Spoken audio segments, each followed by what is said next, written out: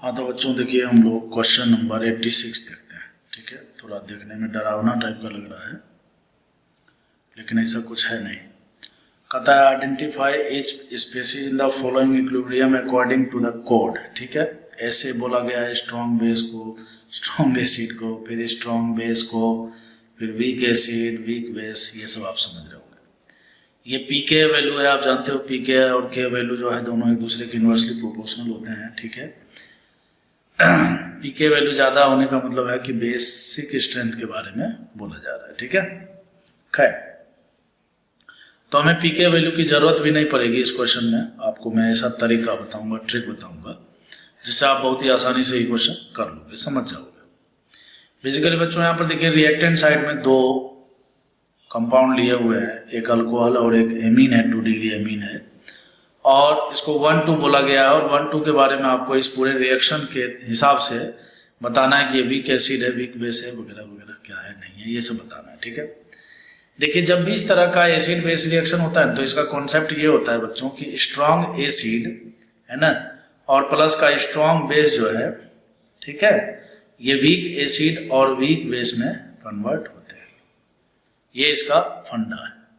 ठीक है, तो कहने का मतलब यह है। और देखिए यहाँ पर जो है ना दोनों तरफ से इक्विलिब्रियम लिया हुआ है। इसका इक्विलिब्रियम का मतलब है कि लेफ्ट टू राइट भी और राइट टू लेफ्ट भी। वो इसलिए क्योंकि अगर आप गौर से सोचिएगा, ठीक है, जैसे मान लीजिए इधर स्ट्रॉन्ग एसिड हो रहा है तो उस तरफ जो है क्या है, वो वीक बेस बन रहा होगा। ठीक है, और अगर वो वीक बेस बन रहा होगा, ठीक है, तो बेस में वो वीक है तो एसिड में तो वो स्ट्रॉन्ग एसिड हो जाएगा ना। ठीक है, तो ये इक्विलिब्रियम इसीलिए यहाँ पर साइन लिया जाता है। ठीक है, बेसिकली कंजुगेट इधर से अगर हमने एसिड देखा तो उधर हमें फिर कंजुगेट बेस के बारे में बात करना होगा। आपको पता होगा कि एसिड में से जब हाइड्रोजन हम निकाल लेते हैं, एसिड क्या होता है जो हाइड्रोजन दे आसानी से, है ना, तो इधर बेस मिलता है, लेकिन बेस वो कैसा वाला हो जाता है बच्चों, कंजुगेट बेस होता है। ठीक है, अच्छा, और बेस जब प्रोटॉन को एक्सेप्ट कर लेता है तो फिर जो हमें प्रोडक्ट के रूप में मिलता है वो होता है कंजुगेट एसिड। ठीक है, तो बोले तो एसिड जो है प्रोटॉन को लूज करके एक प्रकार से कंजुगेट बेस बनाता है, और बेस जो है प्रोटॉन को एक्सेप्ट करके कंजुगेट एसिड बनाता है। ठीक है, खैर आपको चिंता नहीं करना है। देखिए इस क्वेश्चन में जब भी इस तरह का कोई क्वेश्चन आए ना, तो इस तरह के क्वेश्चन में जनरली 2 प्रकार के प्रॉब्लम मैं देखता हूँ अक्सर, मैंने आपको मिलेंगे।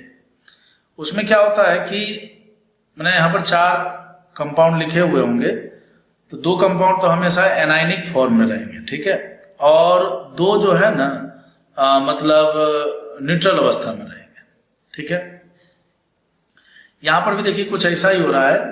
अक्सर ये देखते हैं हम कि एक एनायनिक के साथ जो है, एक एनायनिक के साथ न्यूट्रल रहता है लेफ्ट में, और एक एनायनिक के साथ जो है राइट में भी न्यूट्रल रहता है इस तरह। लेकिन यहाँ पर क्या किया है, दोनों न्यूट्रल एक तरफ ले लिया और दोनों एनायनिक जो है एक तरफ ले लिया है। तो हमें क्या करना है, जब भी इस तरह का कंपाउंड आ जाए तो सबसे पहला नंबर जो है ना, आप क्या कीजिए, स्ट्रॉन्ग एसिड को ढूंढिए। ठीक है, स्ट्रॉन्ग एसिड को ढूंढने, क्यों, अभी बताया था मैंने कि स्ट्रॉन्ग एसिड प्लस का स्ट्रॉन्ग बेस जो है वो क्या करता है, वीक एसिड और वीक बेस में कन्वर्ट होता है।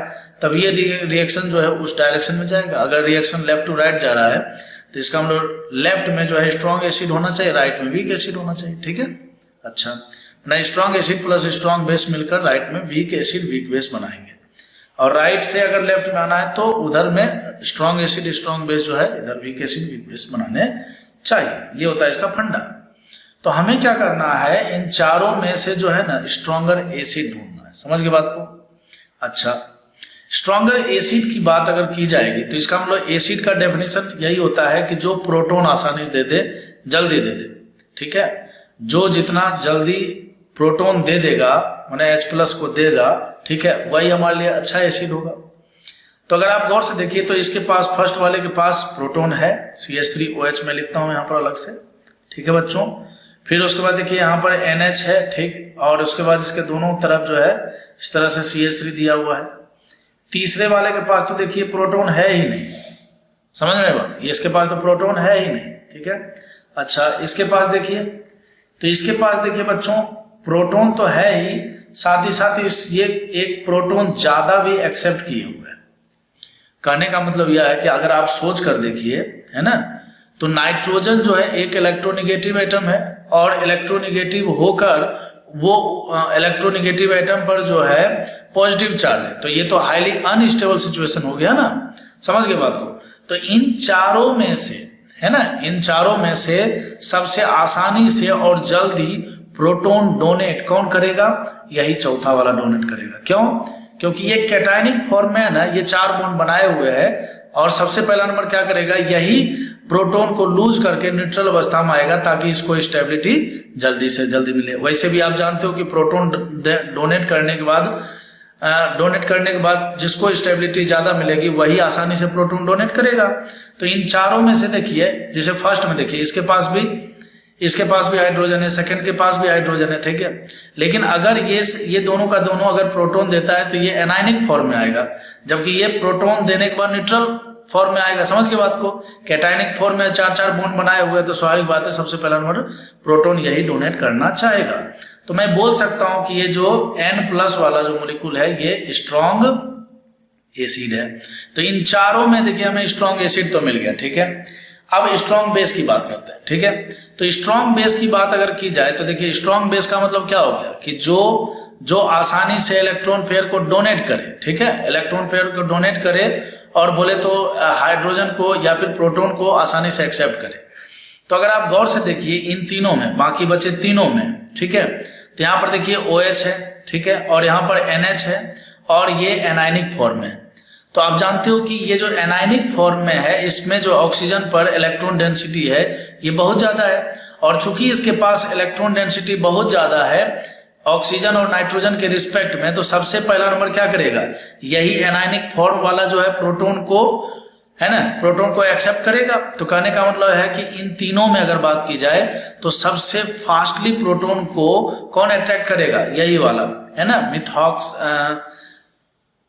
मिथॉक्साइड आयन, ठीक है। तो कहने का मतलब यह है कि इन तीनों में जो है सबसे स्ट्रॉन्ग बेस की बात अगर की जाएगी बच्चों तो यही वाला स्ट्रॉन्ग बेस हो गया, ठीक है, कोई दिक्कत नहीं है।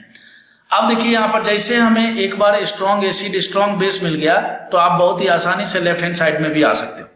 देखिए नाइट्रोजन जो है ना, नाइट्रोजन को नाइट्रोजन वाले से आप कंपेयर कीजिए, ठीक है। तो ये देखिए स्ट्रॉन्ग एसिड है ना, तो हम बताए थे कि स्ट्रॉन्ग एसिड या एसिड जब प्रोटॉन डोनेट करता है तो वो क्या करता है? कंजुगेट बेस बनाता है, और हर हमेशा स्ट्रॉन्ग जो है ना वीक कंजुगेट बेस बनाएगा। समझ गए बात को? तो ये स्ट्रॉन्ग एसिड है तो हम इसके बारे में बोलेंगे कि ये वीक बेस है, ठीक है। अच्छा, इस O- के बारे में देखिए, तो इस O- के बारे में अगर देखते हैं तो नहीं लगता है कि इसने प्रोटॉन एक्सेप्ट किया है। समझ गए बात को? तो प्रोटॉन एक्सेप्ट किया है तो इसका हम लोग बेस हो गया, ठीक है। तो ये स्ट्रॉन्ग बेस है और प्रोटॉन एक्सेप्ट करने के बाद बेस जो है कंजुगेट एसिड में बदलेगा, और चूंकि ये स्ट्रॉन्ग है तो इधर वाले लेफ्ट हैंड साइड में क्या बनाएगा? ये वीक एसिड बनाएगा, ठीक है। तो साफ साफ जवाब तो मिल गया, 1 क्या हो गया? वीक एसिड, और 2 क्या हो गया? वीक बेस हो गया। तो उस हिसाब से आंसर ऑप्शन नंबर ए होगा, ठीक है बच्चों।